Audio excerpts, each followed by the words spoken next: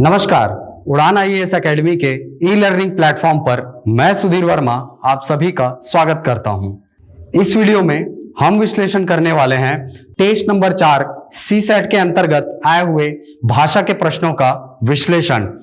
पर आगे बढ़ने से पहले आपको बता दें कि विगत 9 वर्षों की अनवरत परंपरा का निर्वहन करते हुए हम लेकर आए हैं आपके लिए CGPSC pre online test series, जिसके अंतर्गत आपको मिलते हैं न्यूनतम शुल्क में न केवल 51 टेस्टों की श्रृंखला बल्कि प्रत्येक टेस्ट के प्रत्येक प्रश्न का वीडियो एनालिसिस। साथ ही छात्रों की विशेष मांग और आईबीपीएस की बंपर भर्ती को मद्देनजर रखते हुए हम आपके लिए लेकर आए हैं बैंकिंग का ऑनलाइन कोर्स, जिसके अंतर्गत आपको मिलते हैं मात्र 2500 रुपए में प्रीलिम्स की क्लास, मात्र 3500 रुपए में मेंस की क्लास और मात्र 4500 रुपए में इंटीग्रेटेड कोर्स।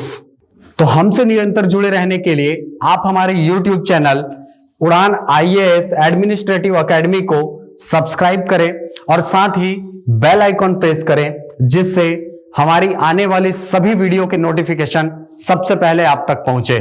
साथ ही सीजीपीएससी प्री, मेंस, एसीएफ और आईबीपीएस की सभी भर्ती परीक्षाओं के ऑनलाइन कोर्स के लिए आप गूगल प्ले स्टोर से हमारा एप्लीकेशन उड़ान आईएएस एकेडमी डाउनलोड करें। तो चलते हैं आज के टॉपिक की तरफ। तो टेस्ट नंबर 4 में सिलेबस के अंतर्गत आपका जो टॉपिक था वो था समोच्चारित शब्द और वाक्यांशों के लिए एक शब्द। तो चलते हैं पहले प्रश्न की तरफ। तो टेस्ट के अंतर्गत हमारा सबसे पहला प्रश्न था निशान और निशान शब्दों का क्रमशः अर्थ क्या है। आपके पास ऑप्शन थे ध्वजा और चिन्ह, दूसरा ऑप्शन था चिन्ह और ध्वजा, तीसरा ऑप्शन था लक्ष्य और चिन्ह, जबकि चौथा ऑप्शन था चिन्ह और लक्ष्य। तो इसका सही आंसर होगा दोस्तों ऑप्शन नंबर बी, निशान का अर्थ होता है चिन्ह और निशान का अर्थ होता है ध्वजा। चलते हैं अगले प्रश्न की तरफ। तो हमारा अगला प्रश्न है पीक और पिक का अर्थ क्या है। इसमें पीक जो शब्द है इसका अर्थ होता है थूक, और ये जो शब्द है पिक इसका अर्थ होता है कोयल। जो लोग हिंदी साहित्य के विद्यार्थी हैं या जिन्होंने पर्यायवाची शब्द अच्छे से पढ़ा है वे इस पिक शब्द का अर्थ भली प्रकार समझते हैं। तुलसीदास जी की अरण्यकांड के अंतर्गत एक लाइन आती है जो है हे खग मृग हे मधुकर श्रेणी देखेओ तुम कहूं सीता पिक बैनी। पिक बैनी, पिक बैनी अर्थात पिक के समान जिसकी वाणी है वो कौन? सीता जी। तो ये जो पिक शब्द है ये प्रयुक्त किया जाता है किसके लिए? कोयल के लिए। ठीक, तो इसका उत्तर हो जाएगा ऑप्शन नंबर ए। चलते हैं अगले प्रश्न की तरफ। अगला प्रश्न है परुष शब्द का अर्थ क्या है। आपके पास ऑप्शन है कोमल, शिथिल, मेहनती या कठोर। परुष शब्द का सीधा अर्थ होता है कठोर, तो आपका उत्तर हो जाएगा ऑप्शन नंबर डी। चलते हैं अगले प्रश्न की तरफ। कोश और कोश शब्दों के अर्थ हैं क्रमशः। आपके पास ऑप्शन है शब्द संग्रह और खजाना, दूसरा ऑप्शन है खजाना और शब्द संग्रह, तीसरा ऑप्शन है भीड़ और गुफा, चौथा ऑप्शन है कुआं और भीड़। तो ये जो शब्द होता है दोस्तों कोश, इसका अर्थ होता है खजाना। आपने शब्द सुना होगा राजकोष अर्थात राजा का खजाना, जबकि दूसरा जो शब्द है कोश उसका अर्थ होता है शब्द संग्रह, जिसको हम कहते हैं शब्दकोश। इस प्रकार आपका उत्तर हो जाएगा खजाना और शब्द संग्रह अर्थात ऑप्शन नंबर बी इस प्रश्न का उत्तर हो जाएगा। चलते हैं अगले प्रश्न की तरफ। तो हमारा अगला प्रश्न था जलज और जलद शब्दों के अर्थ क्या हैं।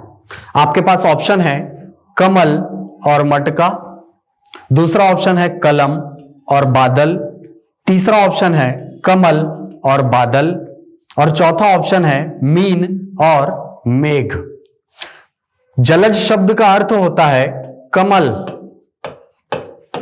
और जलद शब्द का अर्थ होता है बादल।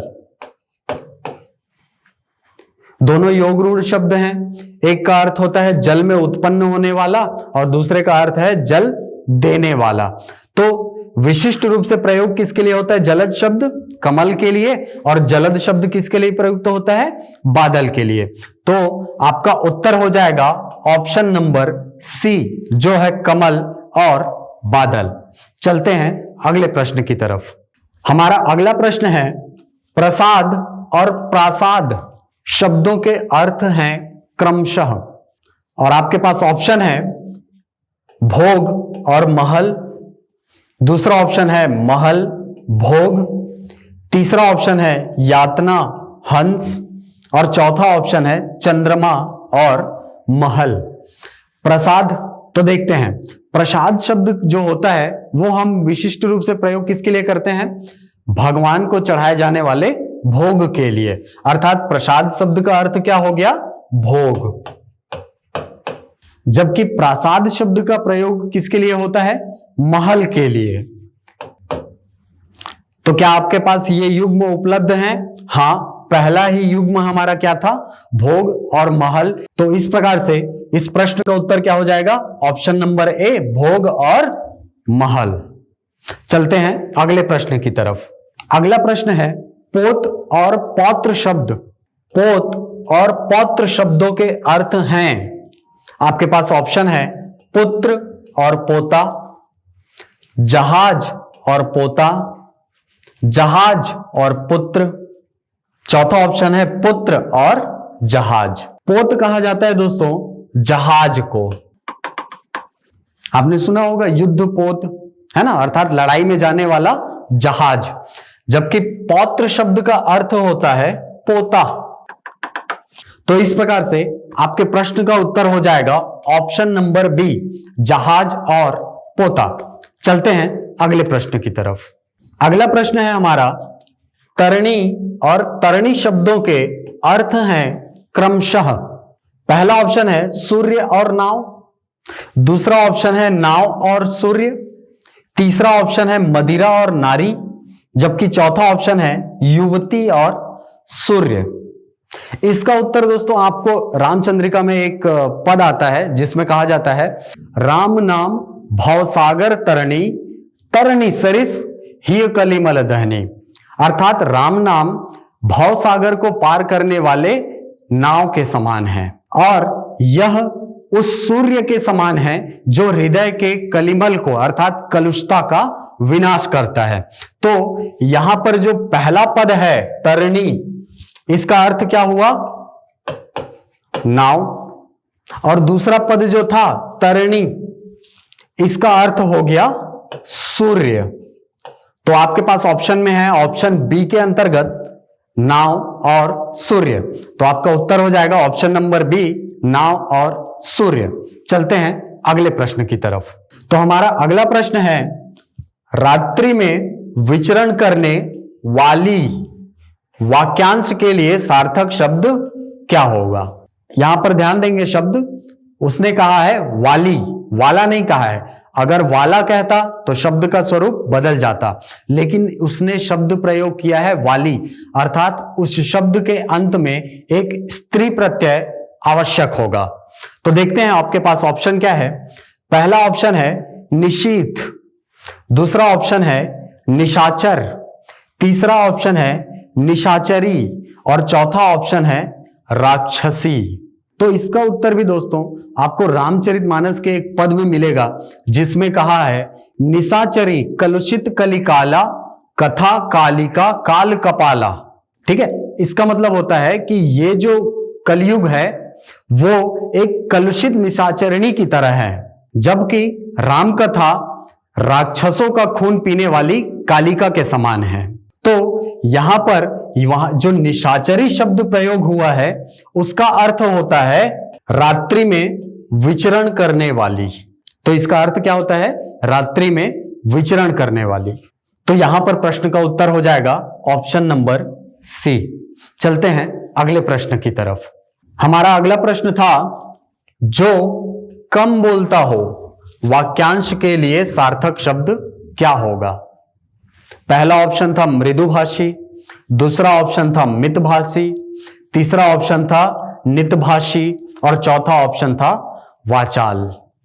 तो जो कम बोलता है उसके लिए शब्द क्या प्रयुक्त किया जाता है? मितभाषी। इस प्रकार से इस प्रश्न का उत्तर आपका क्या हो जाएगा? Option number B. चलते हैं अगले प्रश्न की तरफ। तो हमारा अगला प्रश्न था, जो मांस नहीं खाता वाक्यांश के लिए सार्थक शब्द क्या होगा? आपके पास पहला ऑप्शन है सामिश, दूसरा ऑप्शन है मिष्टभाषी, तीसरा ऑप्शन है निरामिष और चौथा ऑप्शन है शाकाहारी। दोस्तों, संस्कृत में मांस के लिए एक शब्द प्रयोग होता है आमिष। आमिष। तो अगर मैं सामिष बोलता हूं तो वहां पर अर्थ क्या निकलता है? मांस के साथ, अर्थात मांस का भक्षण करने वाला। तो यह ऑप्शन हो सकता है क्या? नहीं हो सकता। दूसरा है मिष्टभाषी। मिष्ट जो शब्द है वो प्रयोग होता है मीठा के लिए। मीठा जो शब्द होता है ना, मिष्ठान्न, उसके लिए प्रयुक्त होता है। तो मिष्ट का अर्थ होता है मीठा, तो मिष्टभाषी का अर्थ क्या हुआ? मीठा बोलने वाला। तो यह भी हमारा उत्तर नहीं हो सकता। हमारा तीसरा ऑप्शन था निरामिष। निर का अर्थ होता है नहीं, धन आमिष। निर्धन आमिष अर्थात मांस का भक्षण न करने वाला। तो हमारा ऑप्शन क्या हो गया? Option number C. जो मांस का भक्षण नहीं करता उसको क्या कहा जाता है? निरामिष कहा जाता है। चलते हैं अगले प्रश्न की तरफ। हमारा अगला प्रश्न था, मोक्ष की इच्छा रखने वाला वाक्यांश के लिए सार्थक शब्द क्या होगा? तो आपको पता होगा मोक्ष की इच्छा रखने वाला क्या कहलाता है?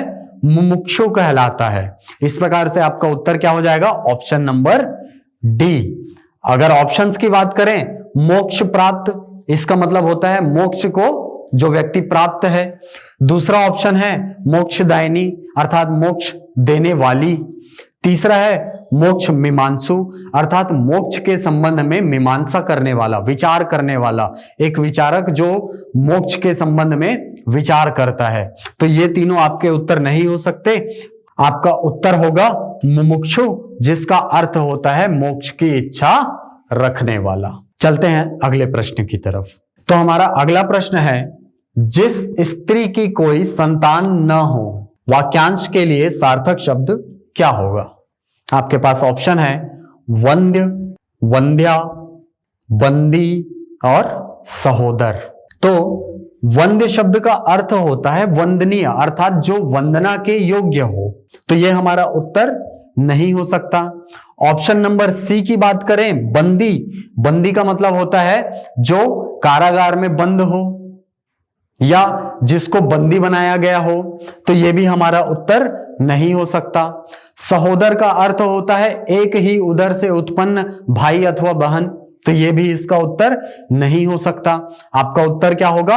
वंध्या, जिसका आपको तद्भव रूप मिलेगा बांझ। जिसका तद्भव रूप क्या हो जाता है? बांझ। तो आपका उत्तर क्या हो जाएगा? तो ऐसी स्त्री जिसकी कोई संतान ना हो उसके लिए शब्द क्या प्रयुक्त होता है? वंध्या। चलते हैं अगले प्रश्न की तरफ।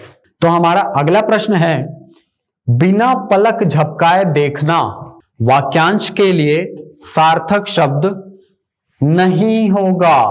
प्रश्न नकारात्मक है, पूछ रहा है कि बिना पलक झपकाए देखना, इस वाक्य के लिए सार्थक शब्द कौन नहीं होगा? तो हमारा पहला ऑप्शन है अनिमेष। अनिमेष का मतलब होता है अपलक देखना, बिना पलक झपकाए निहारना। दूसरा ऑप्शन है निर्निमेष। निर्निमेष का भी अर्थ क्या होता है? टकटकी लगाकर देखना, बिना पलक झपकाए। तीसरा ऑप्शन है हमारा अपलक। अपलक का अर्थ भी क्या होता है? बिना पलक झपकाए देखना। जबकि हमारा चौथा ऑप्शन है एकाक्षी। एकाक्षी का अर्थ होता है एक आंख वाला। तो ये शब्द दो शब्दों के लिए पर्यायवाची का काम करता है, एक काना व्यक्ति और दूसरा जयंत।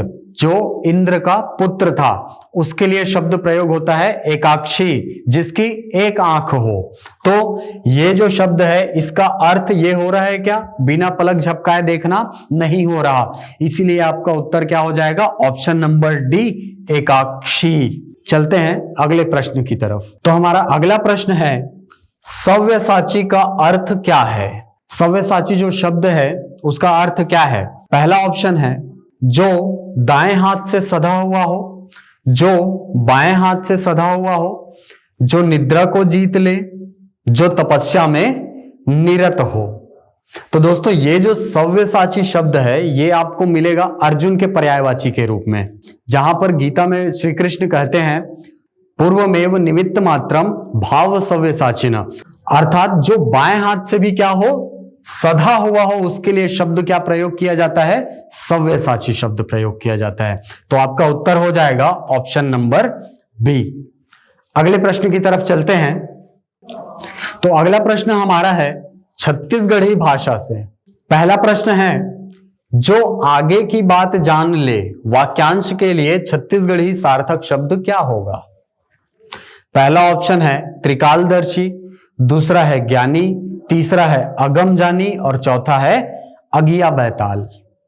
तो पहला ऑप्शन जो है त्रिकालदर्शी, त्रिकालदर्शी का मतलब होता है तीनों कालों को देखने वाला या तीनों कालों को देख सकने वाला, तो ये इसका उत्तर नहीं हो सकता। दूसरा ऑप्शन है ज्ञानी, ज्ञानी का मतलब होता है ज्ञानवान, तो ये भी इसका उत्तर नहीं हो सकता। ऑप्शन नंबर डी की तरफ जाएंगे अगिया बैताल, अगिया बैताल का मतलब होता है बहुत आग बबूला हो जो व्यक्ति, उसको कहा जाता है छत्तीसगढ़ी में क्या, ये आदमी ये मनखे का है, अगिया बैताल हो गए हैं। हमारा अगला जो ऑप्शन था अगम जानी, अगम जानी का अर्थ होता है ऐसा व्यक्ति जो आने वाली घटनाओं के संबंध में पहले से जान ले। तो आपका उत्तर हो जाएगा ऑप्शन नंबर सी। चलते हैं अगले प्रश्न की तरफ। अगला प्रश्न है सहेज कर रखना, वाक्यांश के लिए छत्तीसगढ़ी सार्थक शब्द क्या होगा। ऑप्शन है जतन्ना, फटिकना, नंदाना, चीरना। तो जतन्ना का अर्थ क्या होता है, सहेज कर रखना, तो आपका उत्तर हो जाएगा ऑप्शन नंबर ए, जतन्ना। जतन्ना मतलब किसी चीज को सहेज कर रखना। अगर दूसरे ऑप्शंस की बात करें फटिकना, फटिकना का अर्थ होता है फेंकना। तीसरा ऑप्शन है नंदाना, नंदाना का मतलब होता है विलुप्त होना या कम हो जाना। चौथा ऑप्शन है चीरना, चीरना का मतलब होता है फाड़ना, चीर देना, मोर कुर्ता चिरा गए। चलते हैं अगले प्रश्न की तरफ। अगला प्रश्न है झक्खर का अर्थ क्या होता है। पहला ऑप्शन है लड़ाकू, दूसरा है ढीठ, तीसरा है हवा के साथ लगातार बारिश होना और चौथा ऑप्शन है अड़ियल। तो दोस्तों अभी तो 4 दिन खूब बारिश हुआ है हवा के साथ, उसी को कहा जाता है क्या, झक्खर। झक्खर का मतलब होता है जब हवा के साथ खूब तेज बारिश हो, उसी को नाम दिया जाता है क्या, उसी को छत्तीसगढ़ी में क्या कहा जाता है, झक्खर कहा जाता है। चलते हैं अगले प्रश्न की तरफ। हमारा अगला प्रश्न है टेनपा और टेना शब्दों का अर्थ क्रमशः क्या है। पहला है लाठी और दूसरा चाकूधार करना। दूसरा ऑप्शन है मोटरसाइकिल और अटकना। तीसरा ऑप्शन है गीदड़ और कुएं से पानी निकालना। चौथा ऑप्शन है लाठी और कुएं से पानी निकालना। तो दोस्तों टेनपा का अर्थ होता है लकड़ी, लाठी। आपने सुना भी होगा जब दो लोग का लड़ाई होता है तो बोलते हैं टेनपा दूहू करके, है ना। तो टेनपा का अर्थ क्या होता है, लाठी। जबकि टेना का अर्थ क्या होता है, देखो आप पुराने लोगों से सुने होंगे टेना पत्थर करके, है ना, जिसमें चाकू छुरी को क्या किया जाता था, पहले धार किया जाता था। तो टेना शब्द का अर्थ क्या होता है, चाकू धार करने की क्रिया। चाकू लटे दे बाबू बोलते हैं ना, ठीक। तो इसका आंसर हो जाएगा ऑप्शन नंबर ए, लाठी और चाकू को धार करना। चलते हैं अगले प्रश्न की तरफ। भोजन करने का कांसे का बर्तन क्या कहलाता है। आपके पास ऑप्शन है परात, टठिया, डुआ और करछुल। तो आपको पता होगा कि परात क्या होता है, डुआ क्या होता है। डुआ को बोला जाता है चम्मच, जो हम भात को खोने के लिए काम में लाते हैं, उसको बोलते हैं क्या, डुआ। करछुल, करछुल का भी मतलब क्या होता है, चम्मच। बड़ा चम्मच, जबकि टठिया बोला जाता है किसको? भोजन करने के कांसे के बर्तन को। ठीक, तो आपका उत्तर हो जाएगा ऑप्शन नंबर बी। चलते हैं अगले प्रश्न की तरफ। अगला प्रश्न है, टेढ़ना और टेंगना शब्दों के अर्थ क्रमशः क्या है? पहला है गर्दन, दूसरा है घसीटना, ऑप्शन बी है गिरगिट और मछली, ऑप्शन सी है टेढ़ा और टेढ़ा से पानी निकालने की क्रिया, जबकि चौथा ऑप्शन है टेढ़ा से पानी निकालना और एक प्रकार की छोटी मछली। तो टेढ़ना का अर्थ होता है टेढ़ा से पानी निकालना। पहले जब ट्यूबवेल नहीं होते थे तो एक विशेष प्रकार का यंत्र प्रयोग किया जाता था जिसमें टीपा वगैरह यूज करते थे, है ना, उसको बोला जाता था क्या? टेढ़ा। उसको टेढ़ के पानी खेत में डाला जाता था। तो टेढ़ना का अर्थ क्या हुआ? टेढ़ा से पानी निकालना। और टेंगना क्या होता है? एक विशेष प्रकार की छोटी मछली होती है, सुने होंगे आप, है ना, टेंगना मछली। टेंगना मछली आप सुने होंगे। ठीक, तो इस प्रकार आपका उत्तर हो जाएगा ऑप्शन नंबर डी। चलते हैं अगले प्रश्न की तरफ। तो हमारा अगला प्रश्न है, जोंधरा और जोंगना शब्दों के अर्थ क्रमशः क्या है? तो जोंधरा का अर्थ दोस्तों सीधे होता है क्या? आपके पास ऑप्शन है गन्ना और काम सौंपना, दूसरा ऑप्शन है घोंसला और भुट्टा, तीसरा ऑप्शन है मक्का और काम सौंपना, चौथा ऑप्शन है घोंसला और कांपना। तो जोंधरा कहा जाता है दोस्तों मक्का को। बिलासपुरी छत्तीसगढ़ी में जोंधरा का अर्थ क्या होता है? मक्का। और जोंगना का मतलब क्या होता है? काम जोंगना, काम सौंपना। वो मोला अतेकन काम जोंग दे, मैं कैसे करूं, बोलते हैं ना। ठीक, तो यहां पर ऑप्शन नंबर सी सुमेलित है आपका जोंधरा के लिए मक्का और जोंगना के लिए काम सौंपना। चलते हैं अगले प्रश्न की तरफ। अगला प्रश्न है हमारा, वर वधू को दिया जाने वाला उपहार क्या कहलाता है? ऑप्शन है टिकवन, टिकावन, नेंग, जोंग। तो आपका उत्तर क्या हो जाएगा? टिकावन। आप लोग सुने होंगे कि जब वर वधू फेरे के बाद बैठे रहते हैं तो सब लाके उनको गिफ्ट देते हैं। वो जो नेंग है उसी को क्या कहा जाता है? टिकावन कहा जाता है। ठीक है, तो इस प्रकार आपका उत्तर हो जाएगा ऑप्शन नंबर बी, टिकावन।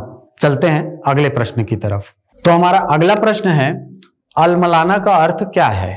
पहला है मुरझाना, दूसरा है रोना, तीसरा है कसमसाना और चौथा है कान का गहना। तो अलमलाना का मतलब होता है दोस्तों जब कोई व्यक्ति एकदम व्याकुल हो जाता है, व्यथित हो जाता है, तो उसको हम क्या बोलते हैं कि वो मनखे का हो गए, अलमलागे है। ठीक है, तो यहां पर कसमसाना जो शब्द है वो सबसे निकटतम है किसके? अलमलाना के। ठीक, तो आपका उत्तर क्या हो जाएगा? Option number C, कसमसाना।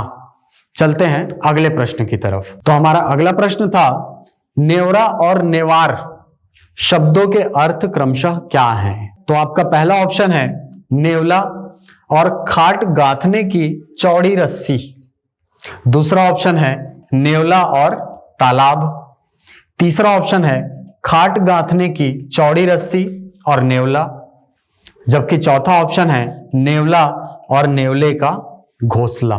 तो नेवरा जो शब्द है वो छत्तीसगढ़ी में प्रयोग होता है किसके लिए? नेवले के लिए, जो सांप का दुश्मन होता है, आपको पता होगा। ठीक, अगला जो नेवार शब्द है, नेवार शब्द प्रयोग होता है उस चौड़ी पट्टी के रूप में जो आप खाट को गांथने के लिए प्रयोग करते हैं। आप खाट देखे होंगे जो चौड़ी चौड़ी रस्सियां लगी होती हैं, चौड़ी चौड़ी पट्टियों से जो मिलकर खाट को गांथा जाता है, उसे ही क्या कहा जाता है? नेवार कहा जाता है। तो आपका ऑप्शन नंबर ए सही है, जो नेवरा का मतलब होता है नेवला और नेवार का मतलब होता है खाट गांथने की चौड़ी रस्सी।